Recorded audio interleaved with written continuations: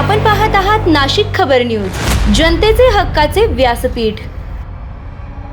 नाशिक आत्महत्या प्रकरणाच्या तपासात लाच मागणारे एएसआय आणि रायटर एसीबीच्या जाळ्यात। नाशिकच्या दाढे गावातील एका तरुणाने सासूरवाडीत गळफास घेऊन आत्महत्या केल्याप्रकरणी उपनगर पोलीस ठाण्यात आकस्मिक मृत्यूची नोंद करण्यात आली होती। या प्रकरणाचा तपास बिटको चौकीचे सहाय्यक पोलीस उपनिरीक्षक मिलिंद शेजवळ यांच्याकडे सोपवण्यात आला होता। तपासादरम्यान फिर्यादी कुटुंबाला सहकार्य करण्याऐवजी शेजवळ आणि त्यांचे रायटर गणेश कुमावत यांनी पुढे चौकशीचा त्रास देणार नाही, असे प्रकरण मिटवण्यास मदत करू असे सांगत 30,000 रुपयांची लाच मागितल्याचा आरोप आहे। तडजोडीनंतर 10,000 रुपये स्वीकारण्याचे ठरले।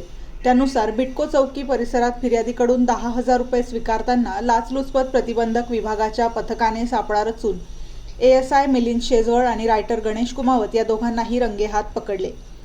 या कारवाईमुळे पोलीस दलात खळबळ उडाली असून दोघांविरुद्ध भ्रष्टाचार प्रतिबंधक कायद्यानुसार गुन्हा दाखल करण्याची प्रक्रिया सुरू आहे। या प्रकरणाचा पुढील तपास एसीबी कडून करण्यात येत आहे। नाशिक खबर प्रतिनिधी दिनेश पगारे।